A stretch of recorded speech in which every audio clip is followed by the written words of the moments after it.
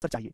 बोला है यदि a बटे b प्लस सी, ओके, यदि a बटे b प्लस सी बराबर b बटे c प्लस a बराबर बराबर क्या है भैया, c बटे a प्लस b, तो इनमें से कौन सा कथन सत्य है?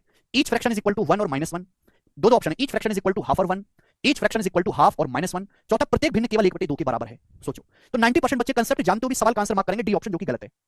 सुनना मेरे प्यारे, ये तीनों फ्रैक्शन या तीनों रेशियो आपस में बराबर है।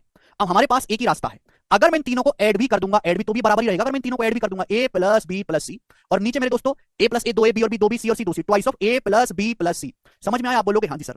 अब यहां पर दो केस बन सकते हैं, इस सवाल में एग्जामिनर ने कहीं ये तो नहीं लिखा कि a plus B plus C is not equal to 0।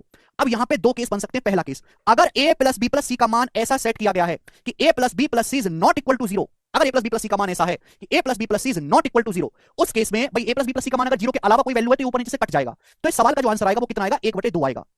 समझ में? आप बोलोगे हाँ जी सर बिल्कुल सही। लेकिन अगर सवाल में डाटा ऐसा सेट किया गया है कि a plus B plus C equal to 0, a plus B plus C equal to 0, तो कैसे होगा? क्योंकि यहां पे कहीं भी ऐसा मेंशन नहीं, पिछले सारे सवालों में मेंशन था कि x plus Y plus Z is not equal to 0, x plus Y plus Z is not equal to 0। इस सवाल में ऐसा कुछ मेंशन नहीं है। अगर a प्लस बी प्लस सी की वैल्यू ऐसी सेट कर दी है कि 0 के बराबर है, तो 0 को तो 0 से भाग नहीं कर सकते, इसका मतलब ये हमारा जोड़ना गलत हो जाएगा, ये स्टेप ही गलत है, जोड़ा ही नहीं जा सकता। अगर a प्लस बी प्लस सी 0 के बराबर है तो क्या आंसर आएगा? अगर मैं यहां से b प्लस सी का मान निकालूंगा तो b प्लस सी की वैल्यू है -a, अगर मैं यहां से c प्लस a की वैल्यू निकालूंगा तो आएगा माइनस का b, अगर मैं यहां से a प्लस b की वैल्यू निकालूंगा तो आएगा माइनस का c। आप बोलोगे हाँ जी सर, भाई b प्लस सी की जगह -a रखो, तो b प्लस सी की जगह -a रखेंगे तो a अपॉन माइनस a, ये -1 आ गया।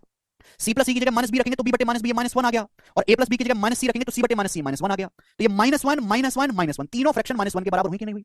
तो इस सवाल का answer each fraction is equal to 1/2 और माइनस, ठीक है भाई, each fraction is equal to 1/2 और -1।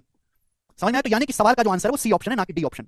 तो बहुत ही बेहतरीन और एक लेवल का टेक्निकल सवाल था। आगे एक लेवल जाके आगे चलेंगे मेरे